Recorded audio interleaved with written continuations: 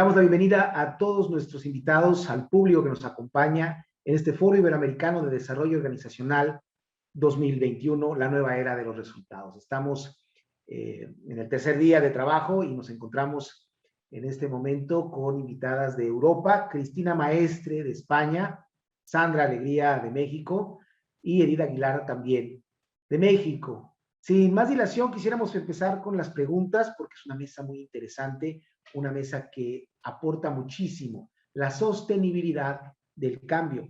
Y para hablar de esto, quisiéramos empezar con la pregunta: durante estos tiempos de cambio abrupto, ¿existe un común denominador interno o externo que impactó en el desequilibrio de la sostenibilidad organizacional? ¿Cuál sería tu opinión, Cristina Maestre, allá en España?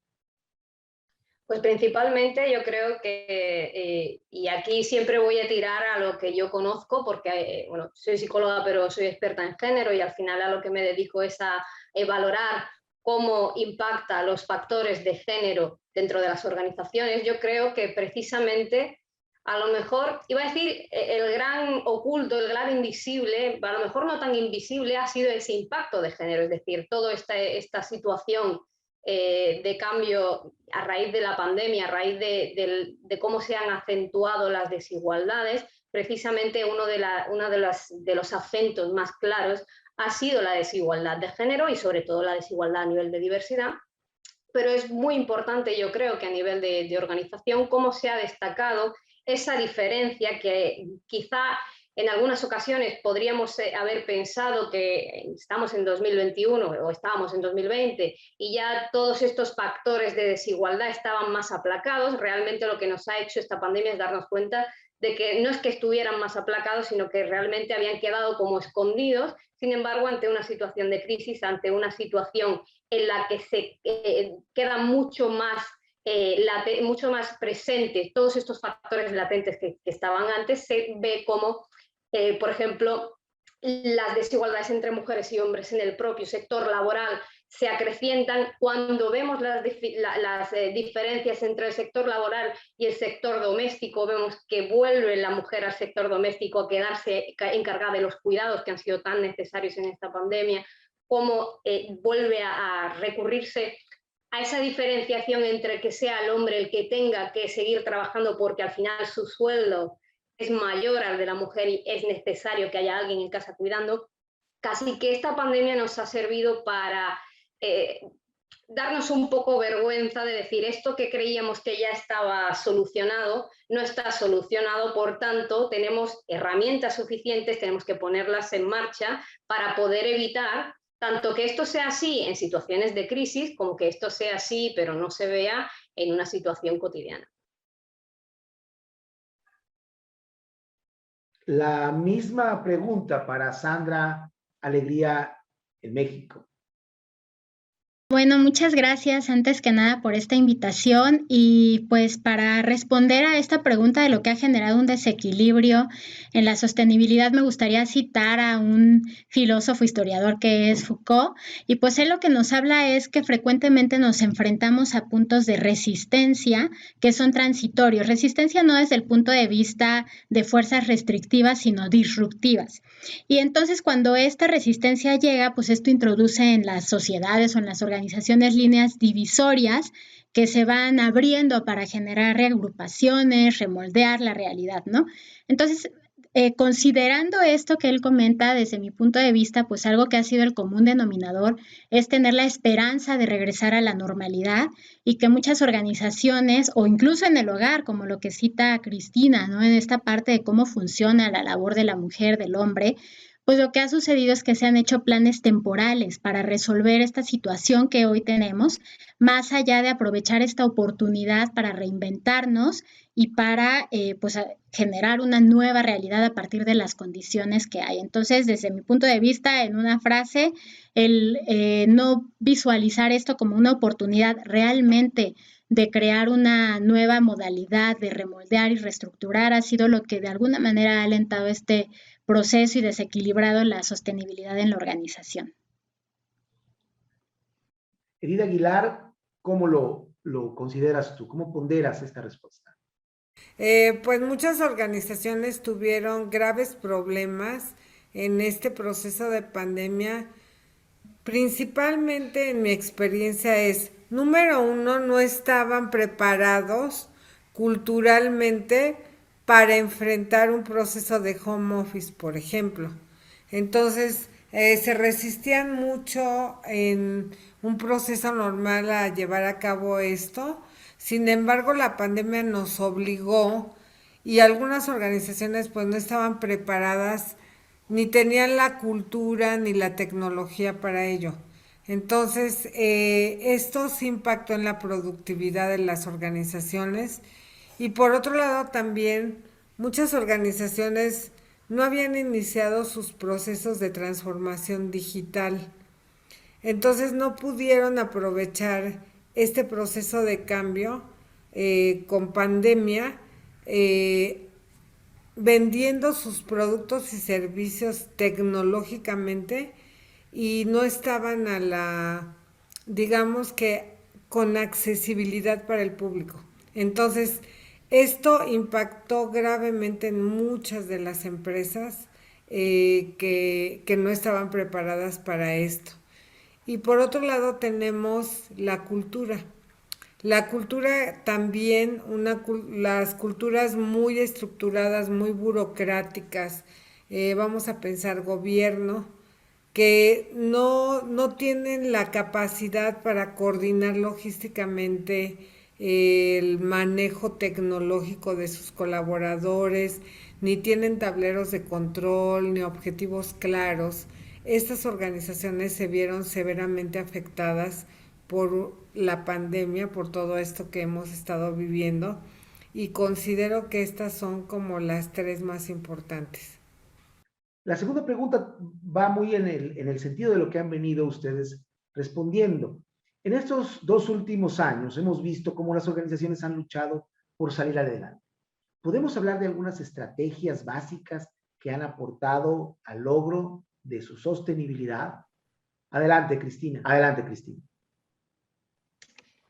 Realmente, si hablamos de qué estrategias se han podido usar, porque es verdad que dependiendo también del sector en el que está la empresa, ha habido sectores que se han visto totalmente devastados por este tipo por esta situación de pandemia, mientras que otros sectores realmente han podido obtener un beneficio. Sin embargo, al final lo que ha marcado la diferencia, y eso lo hemos podido ver sobre todo a nivel de cómo las empresas han podido ir ajustándose para poder seguir manteniendo una producción básica, poder mantener al personal que tienen en nómina y poder seguir dando ese trabajo que al final es la plantilla quien sustenta a la empresa.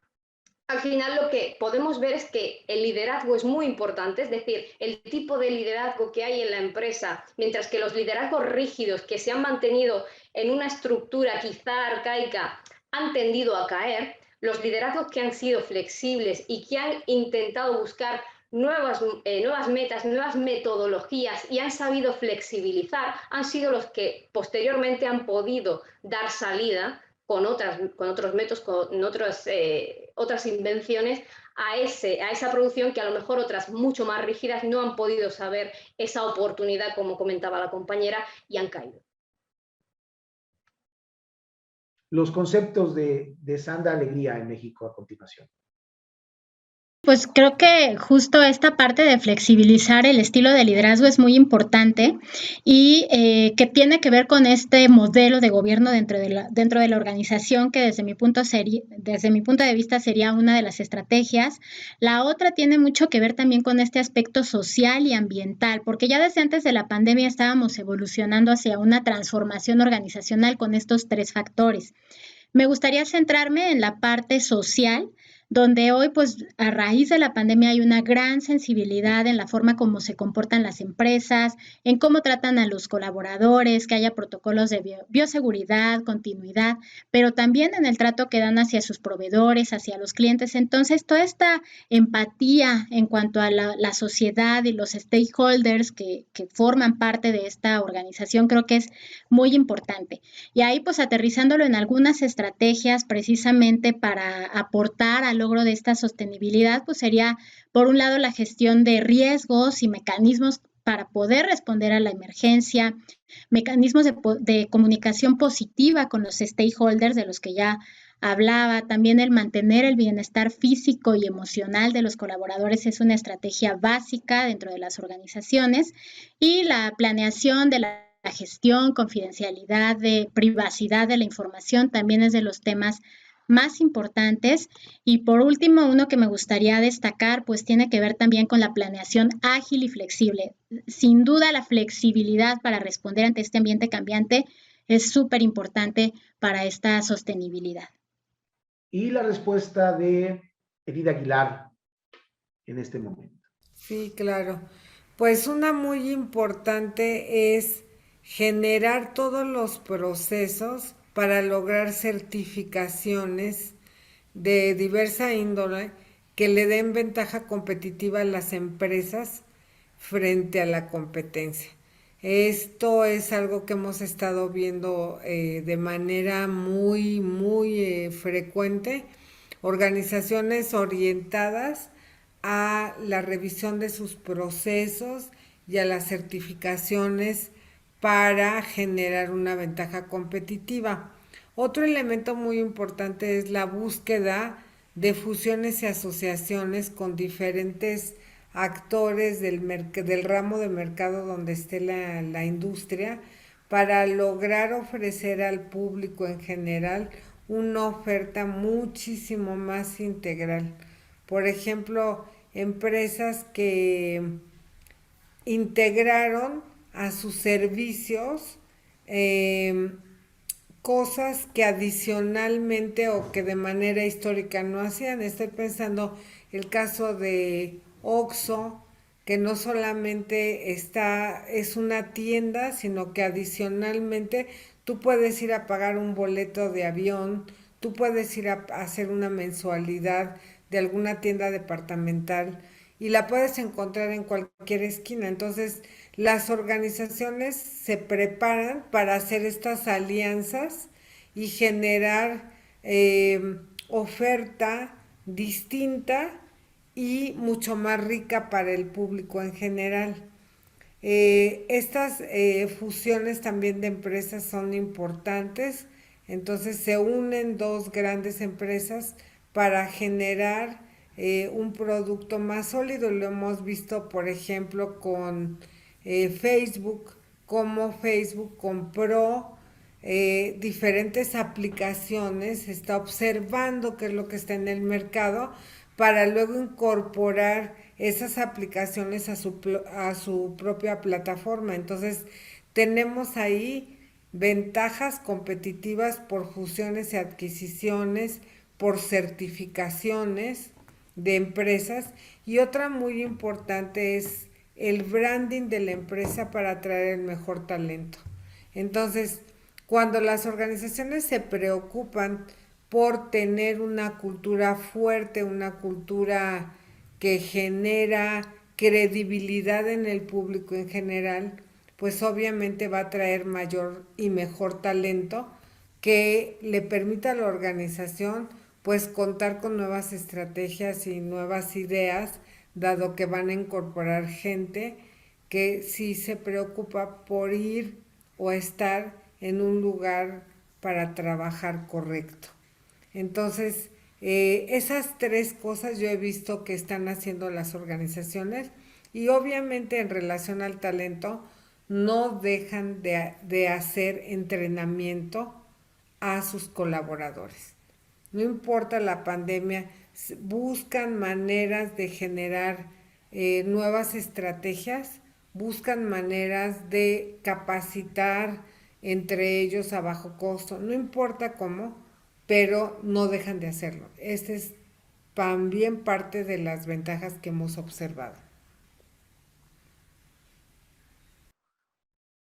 La siguiente pregunta, que es con la que cerramos para nuestras tres invitadas en Europa y aquí en América, desde un punto de vista sistémico, holístico, integral, ¿es conveniente hablar de los factores organizacionales que mayormente influyen para que un negocio perdure en el tiempo en un entorno desfavorable? Háblanos de esto, Cristina. es imprescindible tener en cuenta a la organización como un todo en esos momentos desfavorables y no no entender la organización como un sistema paternalista en el que el líder o las personas que están en el comité de dirección toman decisiones y las personas trabajadoras asumen esas decisiones y por tanto acometen lo que se dice. Es decir, es muy importante entender la organización como una microsociedad que al final va a tener elementos de la propia sociedad en la que está viviendo, pero a su vez va a tener sus propios elementos. Si no tenemos en cuenta todas las características que tiene nuestra microsociedad, corremos el riesgo, pues, de lo que también corren el riesgo muchas sociedades como tal, y es que sus líderes no tomen en cuenta la realidad de lo que está pasando a pie de calle, la realidad de que a lo mejor estas personas trabajadoras tienen unas necesidades que yo no he caído en ellas, que a lo mejor sería mucho más sencillo cumplir o manifestar y tener una relación mucho más simbiótica con nuestra plantilla. Sin embargo, como volviendo a lo que comentábamos antes, si tenemos un estilo mucho más rígido, mucho más paternalista, nos olvidamos de que nuestra plantilla también es un ente, también aporta, y podemos correr el riesgo de que precisamente si no tenemos en cuenta este sistema, perdamos al pensar que somos los únicos que tenemos la salida o tenemos la llave para encontrar el camino en una situación de crisis. Precisamente, y reitero, en una situación de crisis es importantísimo tener en cuenta a la propia organización como un todo y contar con la aportación de todas las personas. Escuchamos a Sandra Alegría acá en México. Muchas gracias. Pues sí, a mí me parece muy importante justo esta visión sistémica y sumando a esto, pues también agregaría como dos factores importantes, la resiliencia y la agilidad. En cuestión de resiliencia, pues hay un autor que pues es un poco fuera del cambio organizacional, más bien él es psiquiatra, neurólogo, que es Boris Cyrulnik, y él lo que nos habla es que la resiliencia pues es la capacidad de iniciar un nuevo desarrollo después de la adversidad, ¿no? Entonces, algo así como pasa con este arte japonés kintsugi, donde a través de un objeto roto se reconstruye. Entonces, lo complicado justo es ver cómo podemos aprovechar estas oportunidades para reconstruir a partir de estas adversidades, ¿no? Y ahí el tomar en cuenta que somos un todo es muy importante para reconfigurar. Y por otro lado, pues es justo la agilidad, que aquí pues creo que más que nada tenemos que actuar como una banda de jazz, donde la banda de jazz pues todos están alineados hacia un objetivo común, hay ciertos límites, pero también hay mucha autonomía y sobre todo un gran espacio para innovar. Desde fuera puede parecer el jazz un poco caótico, desorganizado, pero en realidad no lo es, sino que se trata de un grupo de gente talentosa que está confiando en el talento de los demás para que desde ahí se permita esta improvisación a través de la cual se generen nuevas oportunidades. Entonces, en realidad en el jazz nada es accidente, todo es una oportunidad y un factor clave justo en la organización, desde mi punto de vista, es ver todas estas circunstancias, toda esta volatilidad e incertidumbre, visualizarla como esta oportunidad de renovación y de evolución dentro de la organización. Y finalmente, de México también, Edith Aguilar. En un entorno desfavorable, lo que ayuda a las organizaciones es tener un control total sobre los resultados. Llámese ventas, atención al cliente, operación. Las empresas se están alineando para generar procesos mucho más efectivos y resultados medibles, y esto implica que la organización está pendiente de la tendencia del manejo en la administración de proyectos, ya sea vía una metodología como hoy vemos de Agile u otras metodologías que están en el mercado y que le permiten a la organización verificar y tener un control total sobre la operación de la empresa. Este es uno muy importante en la parte hard, y en la parte soft es la integración cultural, de tal manera que la cultura se cohesiona con las tendencias del entorno. Esto significa comunicación específica para las distintas generaciones.